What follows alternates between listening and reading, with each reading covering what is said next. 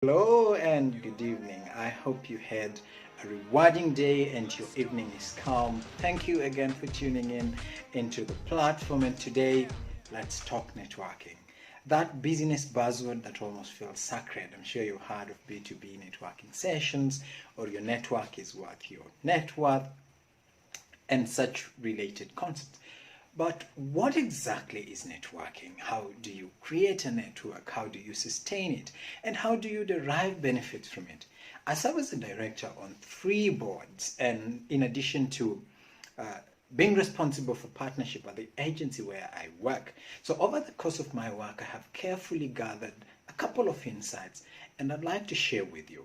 Different people have different perspectives of networking. Some see it as a deliberate process of establishing new contacts and circles to derive personal or professional growth, while some see it as a very unnecessary burden of kissing strangers, which may or may not benefit one in the future. Irrespective of where you stand, networking is important. So what is it really? Networking comes in three forms. Operational. This is basically about having a gang of folks that get stuff done. You know, at home, if you want to throw a party, you know who to trust with the kitchen, your preferred mixologist, the playlist guy, who to do invites, and whatnot. In the work context, it's predetermined by function. So if you're a task manager leading a cross-function team, you know which guy from ICT has a good vibe, you know which guy from legal won't act too smart but be facilitative, and you know which person from procurement will prioritize getting the items you need on time. Essentially, you're building a circle of allies who can help get your task done. Then there is the personal networking. Here, one is building a circle for personal or professional growth with the intention to derive personal benefits from it. So you join a club or a professional association, you pop up at the neighborhood or family barbecue, or join in your friend's wedding committee because you're wondering who will be in mind. So with personal networking, the choice of who you associate with is largely yours, and largely you will tend to look beyond where you are. You look outwards. Who else do you need to grow beyond where you are? And then finally, strategic networking. We are forced into strategic networking when the opportunities for growth that we sought present themselves, and now we ask ourselves a much bigger question: what next? So it stops being about you, it becomes about the bigger vision. Let me illustrate with a practical example. As a credit manager, for example, in a financial institution, your work is to create good loans. So you assemble a team of a salesperson, a risk person, a legal smart one, and a bit of an alliance for the approving authority, mostly at your head office. That is operational. Then as your loan book grows, you think, well, I could get a bigger role. So you build some alliances with folks at HR, you emphasize in your chats how your loan book is growing, and the HR person notices this, then suggests you for a new function for business development at the head office. That is personal benefit. Suddenly you get to head office, then you're not any more concerned with creating good loans. Your concern is now, how can the bank increase its market share? Now you have to build industry-wide relationships with regulators and potential financiers and convert those into an advantage for your organization. That is strategic networking. Irrespective of whichever level you are doing, we believe there are few things that are absolutely essential and necessary, such including establishing commonalities. Common interests, hobbies, causes are a great way of getting started. When you're going to a workshop where you have been randomly invited, please find out who else is coming, learn something about them. This is not just good in helping to strike a conversation, but yes, you don't want to meet a stranger who's speaking strange things. So speaking to common topics eases people into conversation. And when you've spoken to someone and they mention their daughter three times in a 5-minute conversation, you'll be doing yourself a great disservice if you don't ask about the little girl the next time you reach out within the first minute of you engaging. The other thing that we need to look out for is develop genuine interest in people. Look, this world is so transactional. Folks looking out on who to use next. So developing a genuine interest in people is a refreshing break from the normal. So get to know people and their work, not just for the short-term goal, but because they're human and we all crave some genuine human relationships. So don't be obsessed with the transactional value of a connection. See someone for who they are, not for what they could give you. Offer to be of help. Now, let me tell you something. All of us out here have problems. Every supervisor is listening to a complaint about promotion. Every CEO has probably 10 letters from their heads of departments who want their terms improved. Don't let the problem you have be the first thing someone sees when they meet you. Instead, try to establish what need your contact has or what challenge are they facing and offer to be of assistance. For example, instead of just asking for a job, try a path like, your work seems to require a lot of research and I'm quite good at it. If your hands are full, I wouldn't mind helping. For a difference, that will make a lot more sense. Establish mutuality. When you're networking with a view of getting another organization to work with you, go the extra mile to establish with clarity how the relationship will support them too, in as much as it supports you. Align it with their objectives. If you have a contact person in the other organization, find how their key performance indicators look like and see how working together will help that contact person achieve their own targets. Don't ask for favors until after a very long time. There is no substitute for time in building meaningful relationships. You will never equally understand the value of a relationship unless you have invested time in it. For example, you could rush into asking someone for rent if they could, in the alternative, help you get a contract. Networks are like banks. You don't withdraw what you have not saved. And if you do, that is called an overdraft, and the dynamics of that relationship change. This is a very big challenge with us millennials. If a relationship does not have instant benefits, we tend to drop it and move to the next.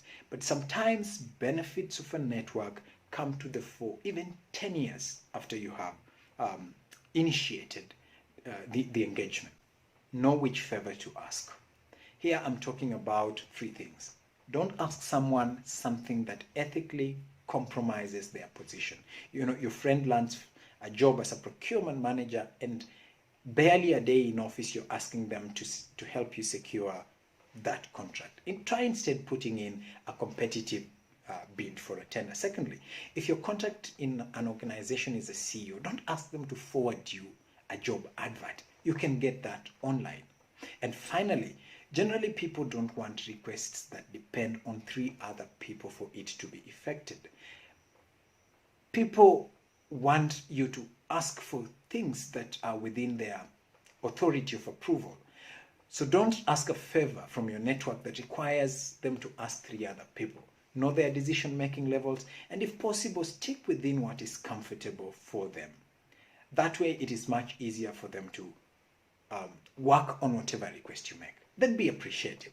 For small and big things, the way of retaining a network is when people you engage will get back an SMS saying, thank you for the contact you're sharing. I spoke with him and he was helpful. Or thank you for linking me to Jane. We spoke, but she was unable to help. Don't be found in the habit of realizing you did not reply the last text message from your contact the next time you want a second favor. And certainly do not get a benefit from an introduction from someone and then you don't even mention it to them. Then don't be fake. We've spoken about time, which is how great relationships are built. Now, sometimes it will happen that you have an immediate need. You're a startup that requires financing or a graduate that needs a job. Don't call an acquaintance or a contact for coffee, then ask them for a job or money. Be straightforward before. Let them know in advance your intentions and they will make an active decision whether to connect or not. Recall that one friend who calls you and deep down you're like, this one needs a favor. And you're like, so what do you need this time round? And they're like, no, can't I just call you to find out how you're doing? Then you're like, okay, let's have this conversation. Then a second into it, they're like, I was wondering if you could. Yes, you know the feeling. Don't let your contacts go through the same. Then reach out consistently. A few months ago, I read someone saying you should stop calling people and see how many will look for you. That seems like a sensible test until you scratch it a little bit and it doesn't stand the value of time. You know the intentions you have, so reach out to people. People value consistency, and with time that consistency develops into a relationship, and that relationship can develop into an opportunity. And in this era of COVID-19, when normal coffee meetings and family hangouts are restricted, it is important to actively show concern and empathy in a much more emphasized manner. Treat everyone with respect. I know a friend CEO who, she's walking along the corridors of our office, meets this guy who looks a bit lost, asks her, can I be of help? He looks back at her, dismissively say, no, I want to go to this organization, I have an appointment with the CEO. Now, imagine the awkwardness when he is ushered into an office to speak with the very person that he dismissed. I have found immense support and street intel from drivers and security guards. So treat them with respect. But most importantly, you'll never know who truly is important. It might actually not be the CEO. It might be the messenger. Let me tell you a personal story. My high school fees was paid by a small organization called Totoweza Trust. Now, a few days ago, I was having a chat with the executive director of Totoweza Trust then, whom I serve in the same board now. And she was telling me how she became seized of my case. She had not met me. She had not met my parents. There was a messenger in her office who happened to come from the village where my primary school had been, and he had been told of this kid who had passed his KCPE. So he kept knocking at her office and saying, I know this kid, he has done so well and he deserves an opportunity, but his mother is unable to pay for school fees. He did that consistently for an entire week until when she gave in and decided to do what? To pay that school fees. Now, sadly, I never met this guy and I just learned that he passed on. But imagine if I was to go to that office a couple of years back, who would I want to network with? Maybe I'll be obsessed to work with a CEO who would just cut me out because the organization was not looking out for people in my district then. But the real contact that maybe I should have established a relationship with was this messenger who had a heart for my cause. That is what you need to look out for. Someone who understands your vision. Someone who can be your advocate. Then be in your best behavior always, because in these networks, so and so is speaking with so and so, and so and so knows the other person. So you mess up one contact, that person picks up a conversation about you with another person, and that is just how you lose out opportunities. So learn always to be on your best behavior. Always. Networking is absolutely critical. It helps in our growth, and anyone aspiring to either build a business or transition from being a manager to a leader needs to build contacts in all the areas that we've discussed. Many a times it will feel like additional work or an additional expense. Sometimes it feels like playing politics, and a few may find it draining.